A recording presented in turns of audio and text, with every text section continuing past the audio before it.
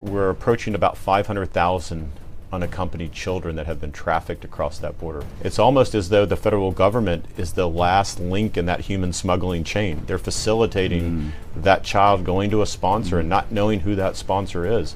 In this episode, I sit down with Chad Wolf, former acting secretary of the Department of Homeland Security and now executive director of the America First Policy Institute. In a little over 3 years, we've apprehended about 350 known or suspected terrorists on terror watch list. What are the root causes of the border crisis? Billions of dollars has flowed from the federal government. They're now funding these organizations to help shelter, transport, and in many cases provide attorneys. And what is the parole system? And how is it being taken advantage of? We've seen about 400,000 individuals being paroled into the United States. This is a historic abuse of the parole system. This is American Thought Leaders, and I'm Yanya Kellick. Chad Wolf, so good to have you back on American Thought Leaders. Yeah, it's good to be here. Thanks for the invitation. Well, when we interviewed last, the border situation was very different. Yeah. And I guess, why don't we start here? What did it look like then, and how does that compare to now at the time of filming?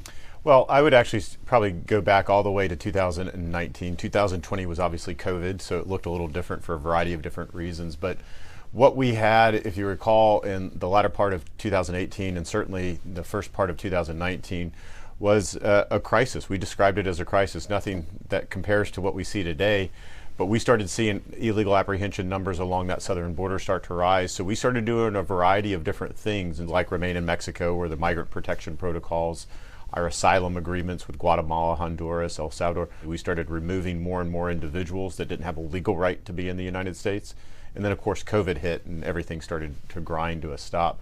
So as the Biden administration came in January of 2021, they inherited a border for a variety of different reasons that was somewhat orderly, probably and secure, probably the most secure border that I've seen in my lifetime. And then, of course, what we saw at the beginning of the Biden administration is they dismantled all of that. And just, in terms of numbers, that crisis that the Trump administration dealt with you for a significant part of that, how does that crisis compare to this crisis? Well, I'll give you some monthly numbers. And so in the heart of our crisis, which is really the sort of the summer of 2019, we probably saw 40,000, maybe 50,000 illegal apprehensions over a given month. And you compare that today to 250 to 300,000 in a given month. And so you can see that the order of magnitude is 3 or 4 times as much. And so what the Biden administration has done, specifically along that border, has blown any type of numerical value or metric off the chart. And so it's very hard to describe what they've turned that border into as far as those illegal apprehensions, the gotaways, the crime, and everything that follows. Well, I want to touch on that because presumably if the numbers are that dramatically larger of the apprehensions, then there's also these gotaways, and maybe just kind of remind us what the gotaways are. Yeah. So as people come across that border, they do so in about 8 or 9 different sectors of Border Patrol. And so as Border Patrol picks those individuals up, what we call apprehensions, they're apprehending these migrants as they come across the border. In many cases, the migrants sit down and wait for Border Patrol because they know, at least under the Biden administration, they're going to be released into the interior of the country. But there is a segment of individuals that don't want to be apprehended by Border Patrol and law enforcement. They want to abscond. They want to get away for a variety of different reasons. Probably some are national security threats, some are public safety threats.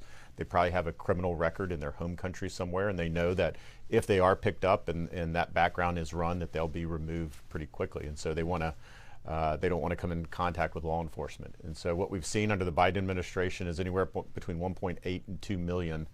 That's the known gotaways, right? Those are the individuals that Border Patrol either sees them on a radar feed, a camera feed, and they have some other ways to determine if large groups are crossing in areas where we don't have agents along that border.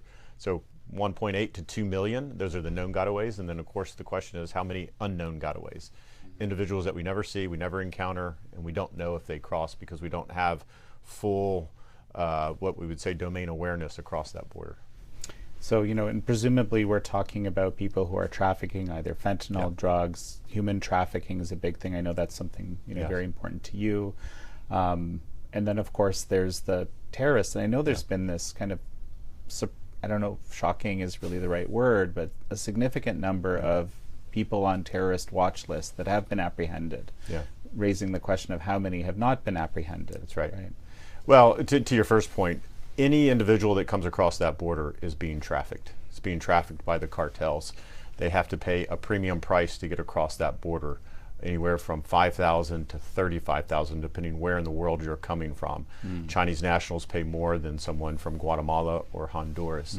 And so they're all being trafficked by the cartels in a variety of different ways. And so when we talk about the humane nature, right, I hear this a lot from the Biden administration, that they have a humane border security policy. I think it's anything but that, right? Because they are encouraging more and more individuals, numbers that we have never seen before, to put their lives in the hands of traffickers and smugglers and cartel members that don't care about life. They don't care about anything but making more and more money. And so that really concerns me. To your second point, obviously, there's the national security implications of what's going on along that border. Border Patrol agents usually sign up for this job. They go to Border Patrol Academy in Artesia, New Mexico for 5 or 6 weeks because they want to stop bad people and bad things from coming into this country. They want to be on the line doing that national security mission, and they're not being able to do that over the course of the last 3 years. They're mainly in Border Patrol facilities just processing migrants. But the ones that they are able to apprehend, you indicated, in a little over 3 years, we've apprehended about 350 known or suspected terrorists on terror watch list identified by the U.S. government. And that's a startling number. So 3 years, 350, you contrast that with all 4 years of the Trump administration, and there were about 16. And so the question is, well, why have we seen the increase in number of those types of individuals? And I believe it's because they know what the rest of the world knows, which is if you want to try to come into the country illegally and remain in the country, now is your time to do that, given the policies that have been set up by the Biden administration. So let's look at those policies. Yep. You know, there's a lot of dimensions to how this actually happens. Yep. There's the incentive structures that are associated with these various policies. And there's also various organizations that believe it's the right thing to do for whatever reason, are funded to facilitate the process. And the combination of that, that's at least how I view it. I'm wondering if you could kind of speak to that and just sort of paint a picture of how this whole complex works. I think one of the primary reasons, and there's not just one reason, there's a variety of different reasons that we see the increase in the numbers along that border. But I think, one that you can trace this back to is this catch and release policy. And I think you've heard this term a lot. And that implies that Border Patrol will catch them, but then they get released into the interior of the country. And so if you're a migrant and you're coming to the United States for any number of reasons, but maybe you're an economic migrant, you want a better job, you want a better life for your family. If you can get into the United States by claiming asylum, knowing that that's probably a fraudulent claim, because economic reasons is not a primary reason to claim asylum, but yet you're released into the United States only hours later, maybe a day later, that's your end goal. And everything else, we can talk about asylum, we can talk about parole, which I hope we do. We can talk about all these things, but for the migrants, all they know is they came in illegally, they were apprehended by law enforcement and released. And as long as you have that incentive structure in place, which we currently have had for 3 years now, you're going to see more and more individuals, because that's the end goal, is to be released into American communities and then be able to work. And if you're claiming asylum, you get a work permit 5 months later. If you get parole, you get a work permit almost immediately. And so they're here, they're able to work, they're able to send money back, and they're able to do a variety of different things. So until you disrupt that, until you start enforcing the law, both immigration enforcement and border security, you're going to see that continuum continue to occur. And that's why we've seen these numbers kind of remain at really historically high levels, right? Last month, in February, it was over 256 nationwide encounters of illegal aliens, 256,000. That is an astronomically high number. Let's talk about this. You know, the distinction between parole and asylum. It's actually quite significant. It is. But I think in general, for most people, we kind of conflate them. Yeah. So you can come across and claim asylum. And so let me back up. Lots of countries do this. They call them refugees. We are one of the only countries in the world that actually separate refugees from asylees. And there is no difference. It's only one is overseas and another one shows up at our southern border mainly. We get some from our northern border, but mainly our southern border. They're refugees or they're now asylees. But they have found through the cartels and others that the biggest loophole to get into the country and to remain here is to claim asylum. And there are some very specific requirements that need to be met under U.S. law to actually have a valid asylum claim. And it's very difficult to prove in court, which is why you see many of these individuals never make it to court, and they abscond into the U.S. and never to be seen again. But they know that. And so people will come in across the border, claim asylum, and what we see now is they don't get a court date until 5 or 6 years later because there's so many people overwhelming the system. And I might just comment, because I'm actually quite familiar with the asylum system here, having focused on China-related issues, especially, religious persecution, prisoner of conscience. It's a very important system, and even though it's very onerous and difficult, there's still quite a few people that come in through the asylum system. It's very valuable, right? But this is an abuse of that system. Yeah, I mean, there are individuals around the world that need asylum protections that the U.S. offers. And so the whole idea, certainly during the Trump administration, I think really should be the basis is how do you identify those people that have legitimate asylum claims and get them those protections as soon as you can so they don't have to wait 5 or 6 years and be in this limbo state. And then how do you remove the fraudulent asylum claims so you're not overwhelming the system? And so I think that's the issue that we tried to address during the Trump administration. The Biden administration has these numbers, they know these statistics, and yet they're not really doing much about it. So you see this abuse of the asylum system occurring at the same time. You have something historically happening under the Biden administration, and that's the abuse of the parole system. Okay. And so what they have found is that to claim asylum, you actually have to be on the southern border, right? You have to have a foot inside the United States, for lack of a better phrase. And what the Biden administration said is, look, I've got individuals coming from Venezuela, Nicaragua, Cuba, Haiti, and others that are trying to make it to the southern border and claim asylum. Why don't we just give them parole? Why don't we give them parole in their home countries and fly them into the United States? And so now we see this parole authority, which is a case-by-case basis. This is in U.S. law, case-by-case basis, and it's got to be for either national security reasons or significant public benefit for the United States. And yet we've seen about 400,000 individuals being paroled into the United States. And I believe that's an abuse of the parole authority. I think others, certainly the Republicans in the House, believe that, which is one of the primary reasons they impeached Secretary Mayorkas. And so you see this abuse of the parole system happening. And I think what a lot of maybe viewers won't understand is that as soon as you place someone in the parole system, you're essentially acknowledging they have no asylum claim. They have no legitimate reason to be here in the United States other than you paroling them in. And yet we've done this for, like I said, 380, almost 400,000 individuals, primarily from 4 countries. And we were told by the Biden administration that if we paroled these folks in, we would see fewer and fewer of them. It's kind of take the burden off the southern border. When in fact, we've seen the opposite. We've actually seen more and more of these individuals trying to make it here.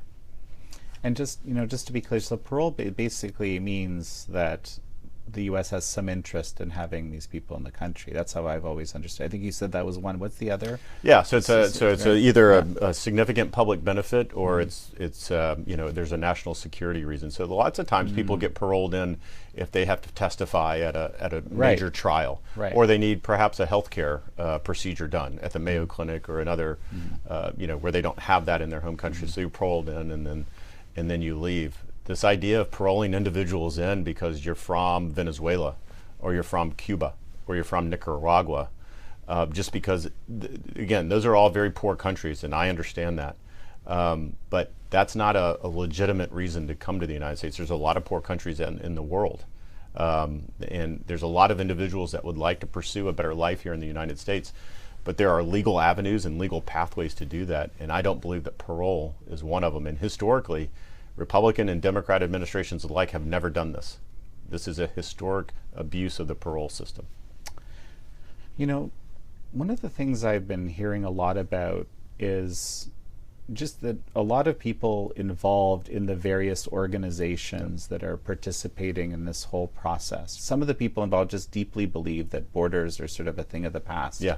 And and shouldn't be there in the first place. So they're very, very serious about kind of making this happen, because they feel like, I guess, over time, this border won't mean anything anymore, I guess. Yeah, I think it goes back to, what are the foundational principles that you're basing your immigration policy on? And I think what we've seen out of the Biden administration is those foundational principles line up so closely with the far left of their party that anyone should be able to come into the country for any reason, right? If they're seeking a better life, or their home country is dangerous, or they don't like their next door neighbor, whatever their reason is, that the United States is the shining city on the hill, and they should be allowed to come into the United States. And that's just not U.S. law, but that's the policy foundation from which a lot of these nonprofits, non-governmental organizations operate on. And so when you devise a system that way, and for the first 3 years of this administration, I would say it's still ongoing into the fourth year, your main concern was, how do I process more and more individuals across that border quicker? It wasn't, how do I stop the illegal traffic? It wasn't, how do I deter this type of behavior? How do I make sure that people aren't being raped and murdered and others by the cartels and the smugglers? It was just, how do I keep the flow going as quickly as possible? So I think there's some foundational, so that's one. The second one is that no one should be removed from the country, and that the U.S. is the only place that you can seek asylum in the entire world, which is crazy, right? There are other safe countries, both in Central America and South America and others, that people can claim asylum on. And so what you see a lot of is people venue shopping, claiming that only in the United States can they claim asylum and be safe in this world, and that's just simply not the case. So, but if you believe all of those things and you devise a system that way, then that, which the Biden administration has done, well, then that plays into the goal of a lot of these non-governmental organizations that we see both south of the border that help move migrants to the border, I would say in loose contact with the cartels, but also what we see on the U.S. side of the border. Once they're released from federal government custody, then the NGOs take over there as well. Well, so let's talk about them. I mean, there's a whole variety of agencies, some of them actually government agencies that are involved, some are multinational, transnational agencies like UN agencies, and then there's also nonprofits, and they're all kind of part of this system, right? And maybe if you can kind of lay out how all that works. Well, all the NGOs are not the same, right? It's not, we need to be careful. It's not just one grouping. They all have different roles, and some have been around for years and decades and have been helping individuals, take care of them, shelter them, and things of that nature. Some are in it for the right reasons, and I'm guessing some are not in it for the right reasons, because you've seen the amount of money that have gone to them and flowed to them over the last 3 years increase dramatically. And where do those flows come from? Yeah, so they come from obviously private donations they get, but at least in the last 3 years, a tremendous amount of money in the billions of dollars has flowed from the federal government. So that's American taxpayers that are now funding these organizations to help shelter, transport, and in many cases provide attorneys so that the migrants can then either sue or contest what the U.S. government is trying to do to them. So just imagine that. You've got U.S. the government saying you've got no legal right to be here, but yet the U.S. taxpayers funding their attorney to say, well, no, I think they do have a right to be here, and fulfilling that. So, and that's for the ones that don't just get released into the country. Well, it's for any and every. It just depends on where they are in their asylum proceedings. It depends on which non-governmental organizations they're working with and the like. A lot of them are being used by the Biden administration to provide shelter and housing, right? And so because Border Patrol facilities are overwhelmed, DHS facilities are overwhelmed, and so as soon as they release these individuals in Brownsville, in Del Rio, in El Paso, they're out of federal government custody, and then the NGOs take over and say, okay, well, where do you want to go? Do you want to go to New York? We'll buy your ticket, which is reimbursed by the American taxpayer, to New York, to Chicago, wherever you might be. And then when they get there, there's facilities there and shelters there that they can go to. Again, it's just it's a prophecy. The more that you fund this, the more that you build these facilities, the more that you encourage this, guess what? The more and more individuals that are going to use this. And what about the UN agencies, or how do they fit in? Yeah, I mean, so overall, UN agencies, for the most part, are more closely aligned, I should say, with a lot of the goals of these NGOs than they are with an enforcement regime that we certainly saw during the Trump administration. They also believe that anyone should be able to claim asylum anywhere they want, should remain in the United States while that occurs, despite U.S. law saying something very different than that. And so there was always a challenge, certainly when I was at DHS and working with these groups and these individuals. They didn't like enforcement action. They didn't like holding individuals accountable for their actions and their decisions. They take a very, very different approach to that, and so sometimes it's difficult to work with them. And is there, you mentioned how the funding works, right? There's private donors, presumably those can go to any of these entities. And you mentioned there's a lot of federal money, billions. I heard the number 20 billion at some point. I think we had a piece on that a while. I mean, really, it's not only DHS funding, but it's also HHS funding and other parts of the federal government. So it could certainly be up to that level. And are there these international money flows to supporting this? I guess that you're aware of? From a governmental perspective, I'm not that aware, other than the UN obviously will provide them funding, but you're definitely going to have some other wealthy individuals that are probably overseas that are contributing to this as well, right? And so the network of how they are funded has always been a challenge to really uncover. A lot of them are very upfront about it, others are not upfront about it. And so it's hard to see that. But if they're vying for US dollars, for the most part they have to do that in an open competition like any other company who wants to sell to the government does. But the way in which DHS writes what they need, it's very specific. There's only so many of these groups that can actually fulfill that mission, so that money continues to go to them. And if you go to the Federal Emergency Management Agency, FEMA, out of DHS, which all of this grant money is flowing through, there's a long list of all of these different NGOs or charities that have gotten money over the last 3 years.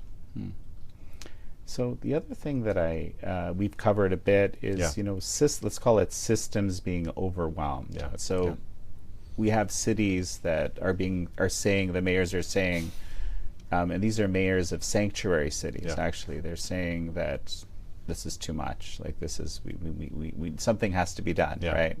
And then we also have, we've done some reporting on this, of hospitals unable to deal with the overwhelming costs that don't have insurance associated with them. There's multiple examples, but there's this whole influx is creating this kind of system overload. It makes me think of this idea that I've heard this, and I'm curious what you think about it. You can have an open border, or you can have a social welfare state, but you can't have both. So, no, it's such an interesting point, because when we talk about overloading the system, and certainly when you see these numbers, and these numbers really started in 2021, so we're sitting here in 2024, but we've had several years of this.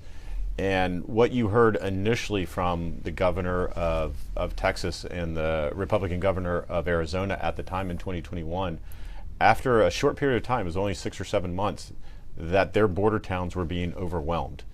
And I think people was just kind of like, oh yeah, well, that's what happens, and didn't pay it any time, any real attention. And they kept saying, no, like, our towns are being overwhelmed. Boy, we've got a population of 20,000, but yet I've got 10,000 migrants in town. Like, we can't sustain this. But you only started seeing national outrage when it started to moving to cities, as you mentioned, to New York City, to Chicago, to Denver, to all these other areas. And I think in large part, as you indicated, they're sanctuary cities, but you had mayors, blue city mayors, Democratic mayors saying, whoa, what's going on here? And why is my city having an influx of illegal migrants? We can't take care of them all. We have a hard time sheltering them. We have a hard time taking care of them. What is going on? And it's only then, I think, in the public conscience, people started saying, oh, wait a minute. What happens along that southern border doesn't stay there. The end game for a lot of these migrants is not Brownsville, Texas. It's not even Houston, Texas. It's Chicago, it's New York, it's other cities, and it's other places throughout the country. And I think only until we started seeing large numbers of that, in particularly in blue cities, sanctuary cities, then people started to wake up and say, well, maybe this is a bigger issue than perhaps we acknowledged.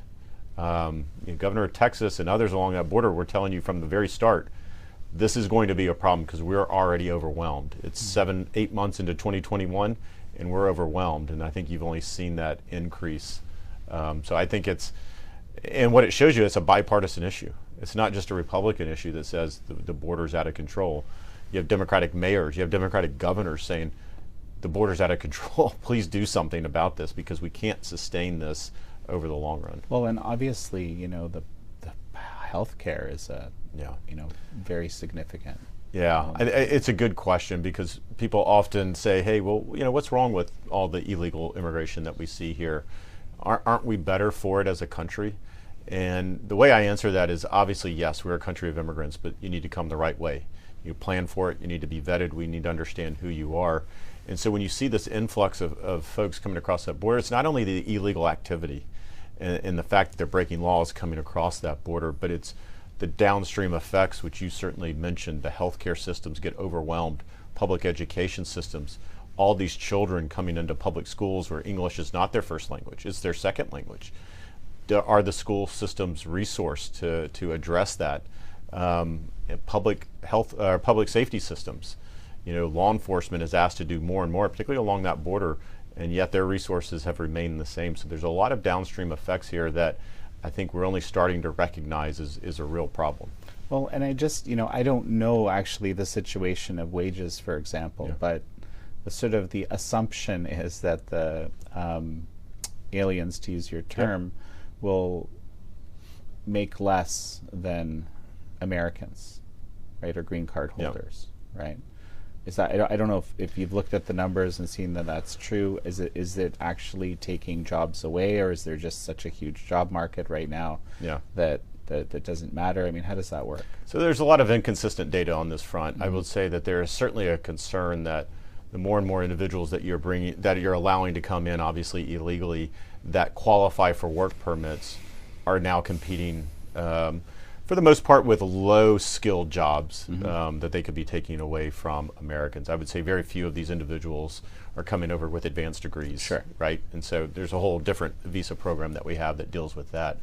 But there is certainly an argument to be made. It's not just 30,000 are coming over, but in 1 month, what we saw in last December was 300,000.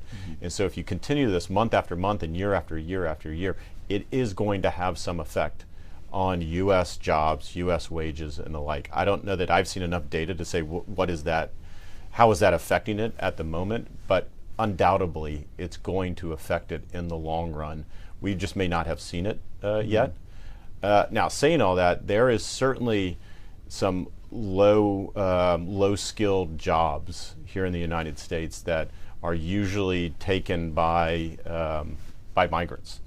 We call them seasonal workers, or H2A workers, which allows you to come in to do a seasonal job and then you leave and you go back. We know that visa system is badly abused. We talked about that during the Trump administration. So there's a number of things that you can do on the legal immigration side, right? We have about 75 different visa programs that allow individuals to come in either to visit, to work, or to be a tourist of some kind. And so the question is, does some of that need to be reformed and looked at? Probably the answer is yes, but until you get that border under control, there's really no reason to do all that. If an individual can come across the border, be released, or get parole and get a work permit the day after. I want to jump to a different topic. We talked about trafficking a little bit, and just how effectively all of this that's basically coming illegally through the border is trafficking. Now, I want to talk about some specific trafficking, child trafficking. I guess we could say vulnerable persons, but also trafficking of drugs and fentanyl. I mean, these are maybe these would be the big. The big context that I'm interested in. Sure. So, how has that changed as a result of these kind of numbers? Sure. Let me just say, anyone trafficked anywhere is terrible. But you're exactly right. When we think about trafficking, obviously the most vulnerable populations are ones that we need to try to understand and see what is occurring. And so, when I think about that, I think about obviously tender age children that are being trafficked across that border. And there's a term that we use, we call them UACs, unaccompanied alien children. And what we've seen is that number explode during the last 3 years, because as you see more and more individuals coming, you're basically going to see every population, whether it's single adult males, whether it's families, or whether it's these unaccompanied children. All of these numbers are exploding because of just the overall numbers increasing as well. And so over the course of the Biden administrations, we're approaching about 500,000 unaccompanied children that have been trafficked across that border. These are children that don't come across with any parent or any guardian, any family member at all. They are trafficked by the cartels. They are either having to pay a fee, or they're having to work off a fee once they get here. And so all of these children are unfortunately probably being abused of some kind, or worse, particularly if you're a female. And so they're coming in. And so to know this, and to know these numbers, and to know that they're being abused that way, but you're not, the Biden administration hasn't really been doing anything about it, hasn't been putting safeguards in place, right? During the Trump administration, we tried to do a number of things, because all these individuals are released to sponsors here in the United States, right? They go to HHS, Health and Human Services, and they're released to sponsors. And so we increased the vetting of those sponsors. We wanted to know who was coming to pick that child up. But we also wanted to know all the other adults in that household where that child's going. Who are they? So we wanted to do background checks and vetting on all of that. Well, the Biden administration canceled all of that, because what they found is that that takes time, and their facilities were backing up with more and more children.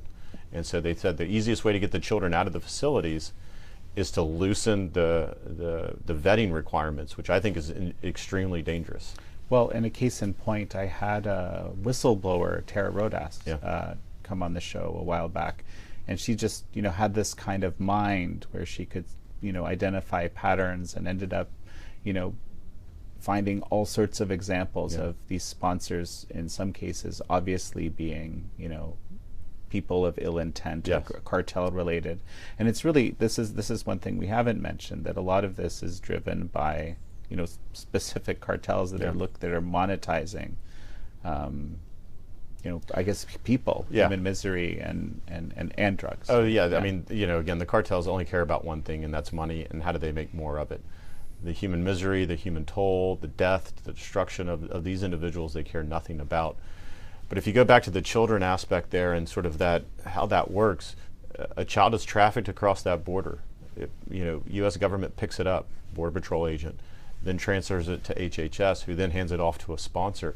It's almost as though the federal government is the last link in that human smuggling chain. They're facilitating that child going to a sponsor and not knowing who that sponsor is. Are we putting that child in harm's way or not? We should be doing everything that we can to first discourage families and parents of putting their children in the hands of cartel members to come here.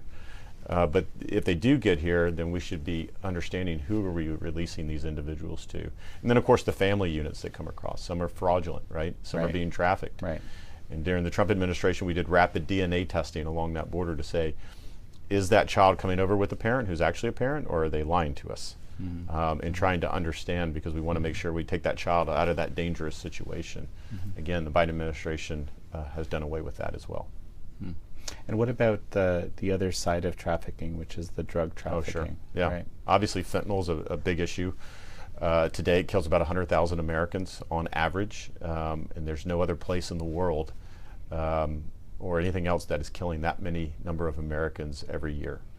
And the majority of this, the precursors, a lot of them come from China. They come into Mexico, repackaged, and then across that southern border. I might add, through ports which are run by the Chinese Communist Party, in effect. So there's a kind of symbiotic relationship. Oh, there's a connection. Developed 100%. Yeah. And they're flowing through that southern border, and obviously coming into American communities everywhere. And so, I believe public enemy number one for the United States should be the Mexican cartels. We know where they operate. We know what they do. We've admired the problem. We keep saying it's a problem. It's a problem. We've admired the problem for long enough. It's time either Mexican government does something about it, and they have their limitations for a variety of different reasons, or the U.S. government needs to do something about it and say, you killing hundreds of thousands of Americans over the course of 1 year or 2 years is not acceptable any longer. Give me an example of something that would actually be effective? Because I guess, things have been attempted, but yeah. Well, I would say for the longest time, we've looked at this issue as a law enforcement issue. So agencies like ATF, Alcohol, Tobacco, and Firearms, or the DEA, Drug Enforcement Agency, they're all done sort of law enforcement operations, and even elements of DHS would do this from time to time. You have some success there. You are able to you're able to bring certain people to justice here in the United States and bring them to a court of law, and that's all great. But what we see is as soon as you pick up one, as soon as you take the head off of the cartel, someone else pops up and someone else pops up. And so how do you get I don't know that you'll ever be able to eradicate them, but how do you diminish their power to an extent that you're not seeing the impact that you see on the trafficking and obviously the illegal narcotics. And so there's a variety of ways you can push the Mexican government to do more. Again, some would say that they're actually compromised, that the current president of Mexico is actually very closely tied to some of these cartels. What you need to do is you need to use leverage. President Biden needs to use his leverage to say, I'm tired of seeing this happen day after day, year after year. I'm looking at designating these individuals and these groups as foreign terrorist organizations. The use of military force. I'm not saying he should do this, but he should use it as leverage to get the Mexican government to do more. There are things that you can do on the offensive cyber operations. There are things that you can do in the intelligence community.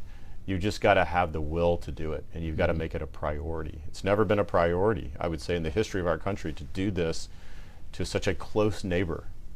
But the fact that they are so close and there are ungoverned elements of that country that are impacting Americans every day, I'd say it should be issue number one. Well, and I just might add that drug warfare, is an kind of official form of unconventional or unrestricted warfare that the Chinese Communist Party employs, right? Yeah, it's a great point. And I mean, it's a disaster. Yeah, some people say, look, does the Chinese government know about this? Well, the answer is, of course they do. And they're indirectly killing 100,000 Americans every year. And are we at war with China? Some would argue. Well, China says that they're in a people's war with America. Yeah. So we need to understand and recognize the reality of what's going on there. And there's a lot of other Chinese threats to the homeland, a variety of different ways. This is just one. That's very important for people to understand, that this is not just happening because the cartels are powerful. Yes, they are powerful, but they're getting a lot of, again, these precursors and others from mainland China. So I want to talk about China a little bit more, because one of the things I'm just reminded, right, that a lot of the people coming across the border are actually single, or at least coming across as single military-aged males. Yeah. Which obviously is a kind of a concern. These aren't as I don't know how many families, what proportion would be actual families, or but certainly there's quite a number of Chinese as well. And in our sort of assessment, it's actually kind of a mix of people. Some of the people are people that actually do have some sort of credible asylum claim that and they see that this just as an opportunity to get in, right? And then others don't have that credible claim and are these military-aged males. And so how do you view that? Yeah, I think that's right, and it goes back to an earlier point, right, which is the system is so overwhelmed at the moment that it's hard to identify those perhaps Chinese nationals that are fleeing persecution from the Communist Party for a variety of different reasons. But it's not, in totality of all the individuals coming over, not all of them are. And so again, it's hard to identify who is and who isn't when they don't able to get their court date for 6 years from now. And who knows what's going to happen to them in 6 years. But I think the rise of Chinese nationals coming across that border, as you indicated, most are single adults. I'd say overall, if you look at the entire population coming across that border, the majority are single adults. There's a lot of families, there's a lot of children, but the majority continue to be single adults, particularly during that, what we call military age, somewhere between 18 and 35 that we see coming across that border. And the numbers of Chinese nationals have spiked over the last 3 years so significantly that something is going on. I can't put my finger on it, but there seems to be an effort underway to push more and more Chinese nationals. Now, that could also coincide with a very lax border security policy of the Biden administration. So the two could be working hand in hand, but we've never seen the numbers that we've seen of Chinese nationals coming across that border illegally. You know, what do you make of this argument? I've heard that, you know, the census is conducted based on total numbers of people in various states versus the number of people who can actually vote, and that this is kind of being used as a strategy possibly to you know, increase the number of electoral seats for, in this, obviously the Democratic Party in this case, we'd be saying that. So what do you make of that argument? Yeah, it's an interesting, right? The census is used for a variety of different things, for funding for social services and things of that nature. But I think what you've heard from a number of Democratic politicians, frankly, lately, is that, oh no, they need to be counted because for redistricting purposes or for other things. But so this idea that, you know, certain districts are going to have an influx of illegal aliens that somehow maybe gets them more representation in Congress doesn't feel right to a lot of Americans. That's not the way the system was designed to work. But what we see again under the Biden administration is that that's exactly how they designed the system over the last 3 years. And I think many Americans are kind of shaking their heads saying this doesn't make any sense. So you're not sure, you're not sure if it's intentional, but well, I think it is on some. Effect, right? I mean, I think you've had some Democratic politicians actually say this, that we actually want to see more in because of redistricting purposes. So they've said the quiet part out loud, frankly. Now, these individuals at least cannot vote in federal elections, but you know, laws can change.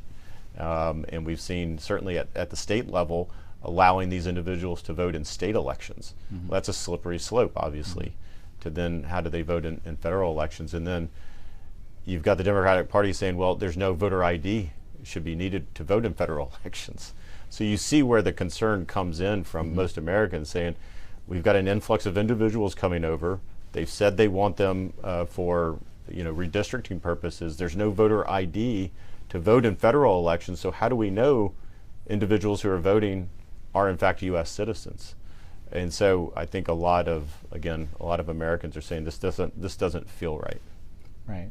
Well, I think, and certainly in municipal elections, I think there's been all sorts of laws that have been passed that kind of facilitate that. Particularly in Arizona. Arizona has a few of those at the state level. So here we are. Yeah. Okay. If you were to, you know, get the mantle again, you know, what would you do? Yeah. What it's a big undertaking. Yeah, it's a big undertaking. You're not going to be able to turn this around overnight, but there are certain things that you can do starting on day one that signal not only to the American people, because I think that's important, but also to the cartels, the smugglers, the traffickers, and everyone that's involved that we've talked about, everyone that's involved in this chain of events. You send a signal that it's not going to be business as usual as it has been the last 4 years. We're actually going to go back to enforcing border security law. You can restart border wall construction in priority locations that we know have been stopped essentially for the last 3.5 years. That is a force multiplier for Border Patrol. It's not the only solution out there. There's other things that you got to do. The Remain in Mexico program is very effective and it can be improved upon. There are things that can be done that start to slow that flow, the whole catch and release policy. You've got to turn that around. So you're talking about changing the incentive structures. Yeah, changing the incentives, changing the policies. You know, the Biden administration, which we haven't talked about, you know, they came in and said, well, anyone coming across that border illegally is that alone is not a priority for removal. Well, that's crazy. They've broken the law. You know, if they don't qualify for asylum, they should be a priority for removal. They shouldn't be here. They have no legal right to be here, so let's remove them. So you got to let ICE law enforcement officers do their job and start to remove individuals. This idea that removing or repatriating individuals is somehow a dirty term or phrase, it's an integral part of immigration law anywhere in any country.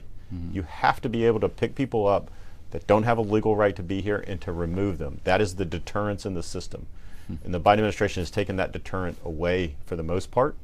Now they're turning people back around under Title 42, and they're removing some, but the overall percentage is very, very low considering the number of folks coming into the country. I mean, there's how many people are in the country here illegally? Oh, yeah. What are the estimates? It's a tough question. I recall at the beginning, actually in the Obama administration, the figure was around 11 million. Mm-hmm. Well, that was several years ago, and then of course we have what we have. So my guess is it's north of 20 million would be my guess. And so the question is, what do you do with those individuals? That's if you're talking about some level of removal, it's to say it's a large operation. It's a tough gross job. Understatement. Yeah, it's a tough job. But as I like to say, just because it's tough doesn't mean you shouldn't do it. You got to get at it on day one, and you got to continue to build on it as the days and the months and the years go by. And you put priorities in place. You get force multipliers in. You incentivize folks to leave early, what we call VD, voluntary departure. Individuals that are here illegally, but if they voluntarily depart, then they can come back into the country legally. If they don't voluntarily depart and you have to remove them, then they're barred from coming back into the country illegally for either 5 or 10 years. It depends on the circumstances. Was there an incentive structure that we can put in place that says, look, if you came here illegally, you need to leave, and then you need to apply to come here legally and come into the country the right way. So there's a variety of different things that should be tried and can be done. They're all hard. They're not easy, otherwise they would have been done already, but we should get to work at it. Well, and then sorting through the actual asylum cases, because those exist, and this is the U.S. has always been kind of a leader in taking people who need asylum, right? I mean, this is this idea, and I certainly was on the receiving end of this during the Trump administration, where we were called all sorts of names and said we hated migrants, and that's not true. There were 1 million green cards on average that the U.S. government gives out every single year under the Trump administration, under the Biden administration. We are a very welcoming country, more so than any other country in the world. We just ask, or my view is, you just ask to come the right way, come the legal way.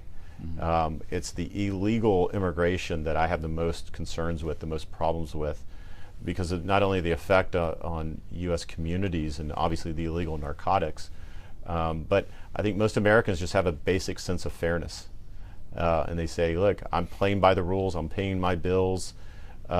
People, if they want to come to the country, should do it the right way. And they see this influx of folks coming illegally.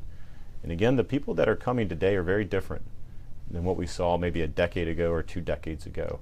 They feel very entitled. They're asking where their plane ticket is. They're asking where their hotel is. All these different things. So I think we're getting a different type of migrant here in the U.S. and I think that's impacting. I think it will impact what we see in the years to come.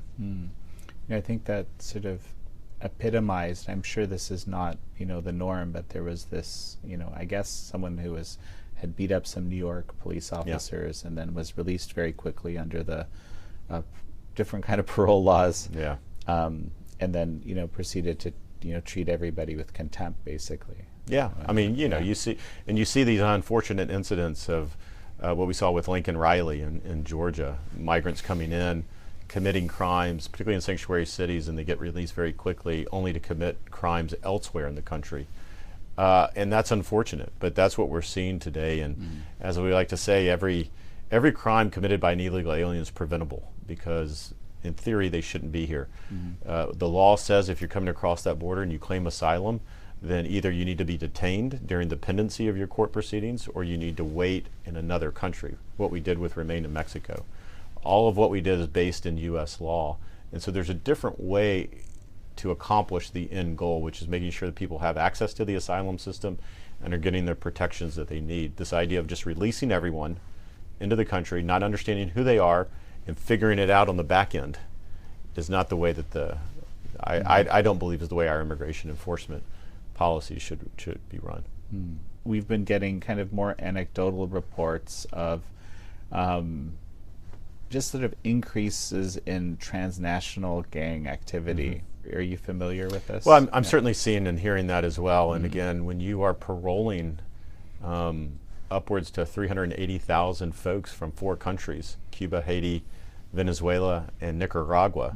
These are countries that are obviously poor, that have a lot of crime. Is it true? Let me just jump in. Is it true that Venezuela actually was sending prisoners? Well, again, I don't have any specific information that says that, but undoubtedly they are. undoubtedly some of these individuals are in that parole population that are coming into the United States.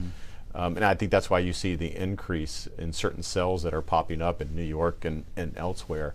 You know, it was MS-13, which is more of a El Salvadorian origin, right? But you're seeing these other gangs that are more Venezuelan based. Well, it's not because it just happens to be, it's because we've paroled probably over 100,000 Venezuelans or more into the country. And so just as you parole that much more individuals, you're going to get bad actors and bad elements into the country as well. Not to mention this, like we were saying, the gotaways. Yeah, right? yeah, the folks you don't even know who came through. Right. Absolutely. The other piece, I guess, that I also wanted to mention is, you know, Texas has been trying to deal with the border using its own resources, I guess, and that's actually created. I understand that's had an effect where basically the movement across the border has shifted west. Right. So I mean, the governor of Texas is in a very difficult spot when the federal government is not doing its job and is not deterring individuals and holding them accountable. And what we saw in 21 and 22 and really 23 is just an influx of individuals in South Texas and along that river.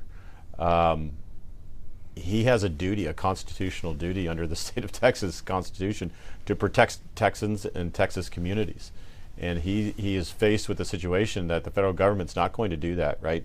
Well, they're fighting him. Their goal is to process more and more migrants in. And so he said, fine, if you're not going to do it, I'm going to do it. So it's maritime buoys, it's razor wire, concertina wire, it's SB4, it's laws passed by the legislature there in Texas. And what the Biden administration says, no, you can't do anything, right? Federal preemptive law says that immigration law is the federal government. Only we can do this.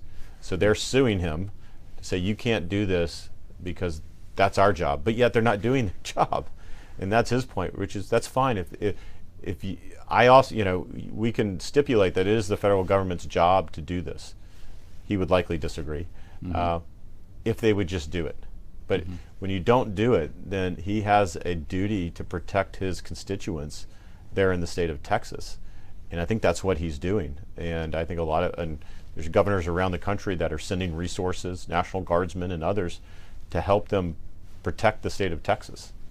Because of the, you know, obviously an outsized number of border miles are in the state. Well, and one of these cases made its way up to the Supreme Court, and recently, for the time being, they're allowed to apply this new law that they have, right? As I understand. Yeah, SB4 actually, it's on the Fifth Circuit actually stopped it again. It's back on its way to the Supreme Court, I'm guessing very soon, where they'll eventually rule on the merits of the case. And so they're back at square one, not being able to implement that law, which was just to hold individuals accountable and to remove them back into Mexico. And again, they shouldn't have to do this. I agree. A lot of people say, well, this is unprecedented. No one's ever done this before. I would agree with that. But we've never seen the federal government not do its job. You know, whether we look at Clinton or Bush 1 or Obama, everyone has taken steps to increase border security, some more than others. Trump administration, I'd say, did a lot more than others. The Biden administration is the first administration that continues to take steps backwards. To not secure that border, and the American people are suffering because of a result of that. And what's the role of Congress here? Because I think a lot of, you know, I've certainly seen in the comments on our articles related to the border is like, what is Congress doing about glad you brought it up. Right. There is a role for Congress, absolutely. There are things that could be reformed in Congress. But here's what I would say. In 2021, Congress didn't pass a single law regarding immigration, right? They didn't pass a single law during the Trump administration either. But in 2021, they didn't do anything. But yet the crisis arose in 2021. Well, why is that? Well, because of the certain policy decisions of the Biden administration. They took 94 executive actions on immigration in the first 100 days. Well, guess what? Not a lot of those were good ones. And it caused the crisis. And so Congress didn't create this crisis in 2021, but yet the Biden administration is saying they're the only ones that can fix it. Well, that's just simply not the case. The president and the secretary of DHS has a lot of inherent authority given to them by Congress over the years. They could put a number of policies in place today that would bring this crisis, that would get it under control. They choose not to do it. They choose not to implement some of these things, and instead they just are passing the buck to Congress, saying, "You guys make the hard decisions. You do what you can do, and then I'll implement that," instead of actually using the authority that they have, because we used it during the Trump administration. Again, we didn't get new authorities during the Trump administration. We looked at Congress and said, okay, they're not going to pass anything. What can we do with our own authority that we have here? That's where we came up with Remain in Mexico and other things. So they need to do their job. They need to do the hard work, use the authorities that they have to bring the crisis to a conclusion, and stop blaming Congress and everyone else. They've been on this blame game for a while now. You know, if you followed it since 2021, at the beginning of 2021, it was the Trump administration's fault that more and more people were coming to the border. Then it was seasonal. Then it was cyclical. Then it was the root causes of migration. It was the government of Mexico's problem. It's everyone and anyone's fault but their own policies. And I think, again, the majority of Americans are kind of seeing right through that. So a final thought as we finish?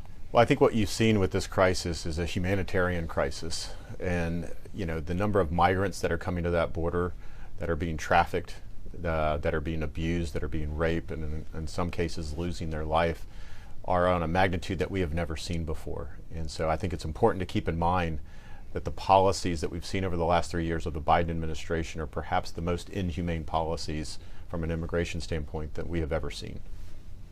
Well, Chad Wolf, it's such a pleasure to have had you on. Great, thanks. Appreciate being here. Thank you all for joining Chad Wolf and me on this episode of American Thought Leaders. I'm your host, Yanya Kellick.